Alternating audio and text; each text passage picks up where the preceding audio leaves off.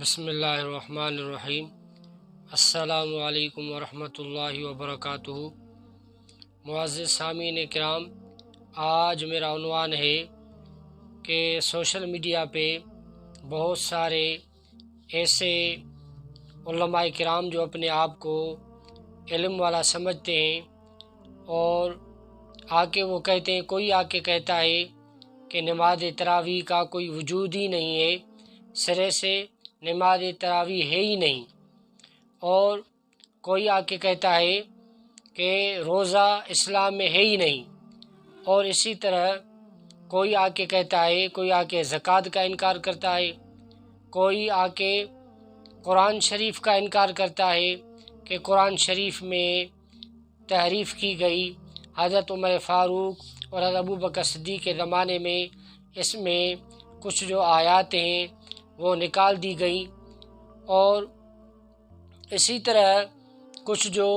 اپنے آپ کو عالم سمجھتے ہیں وہ آ کے کہتے ہیں کہ اسلام میں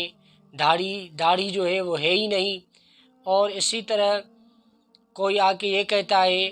کہ احادیث مبارکہ جو ہے وہ صحیح نہیں ہے کیونکہ وہ حضور صلی اللہ علیہ وسلم کے بعد لکھی گئی ہیں۔ تو میری ان سے یہ گزارش ہے کہ اللہ تبارک و تعالیٰ نے قرآن پاک میں ارشاد فرمایا کہ عالم تو وہ ہوتے ہیں جو اللہ سے ڈرتے ہیں، انما یخشی اللہ من عباد العلماء، عالم وہ ہوتا ہے جو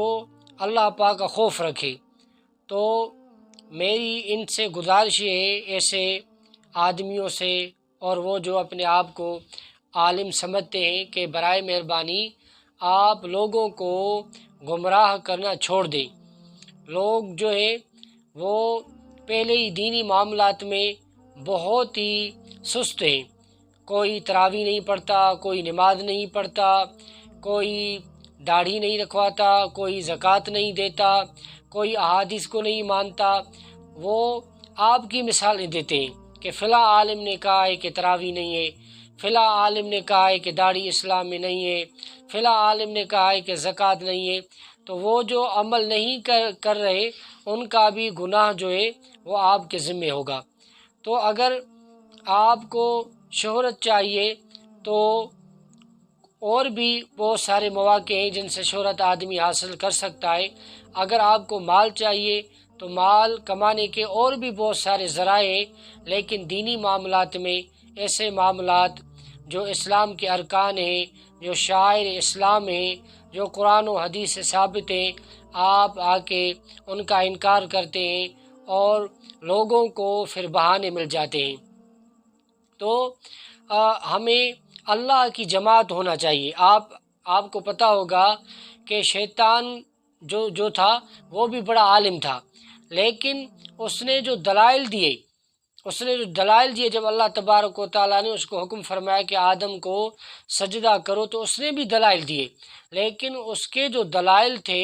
وہ بالکل غلط تھے اللہ کے سامنے۔ تو اس طرح بہت سارے ایسے علماء کرام پیدا ہوئے ہیں جو دین اسلام کو بہت ہی نقصان پہنچا رہے ہیں۔ اور اسی طرح حضرت موسیٰ علیہ السلام کے زمانے میں ایک بہت ہی بڑا عالم تھا جس کا اللہ تبارک و تعالیٰ نے قرآن پاک میں واقعہ بیان فرمایا ہے، جس کا نام تھا بلعم بن باورا۔ وہ جو بھی دعا کرتا تھا اللہ تعالیٰ اس کی دعا کو رد نہیں کرتے تھے، اس کی دعا کو قبول فرماتے تھے، لیکن اس نے بھی مال کی محبت کی وجہ سے اپنے دین کو بیچ دیا۔ اور اسی طرح پہلے تو میری ان سے گزارش ہے جو اپنے آپ کو عالم سمجھتے ہیں اور آگے ایسی باتیں کرتے ہیں کہ ایسی باتیں نہ کریں، اور اس کے بعد پھر میری گزارش عوام سے جو ان کی باتوں پہ لگ کر کوئی تراویح نہیں پڑھتا، کوئی روزہ نہیں رکھ رہا، کوئی نماز نہیں پڑھ رہا، کوئی زکوٰۃ نہیں دے رہا، تو میرے بھائی آپ ان کی باتوں پہ عمل نہ کرو اور ان کی باتوں کو آپ چھوڑ دو۔ یہ عذر آپ کے لیے کافی نہیں ہے، بلکہ آپ کو تحقیق کر لینا چاہیے۔ آخر میں یہ آپ سے بات کروں گا، اگر آپ کو اپنے عقائد کو ٹھیک کرنا ہے تو برائے مہربانی آپ خود تحقیق کریں اور قرآن پاک کا ترجمہ پڑھیں۔ اللہ تعالیٰ سے دعا ہے کہ اللہ تعالیٰ ہمیں عمل کرنے کی توفیق نصیب عطا فرمائے۔ وآخر دعوانا ان الحمد للہ رب العالمین۔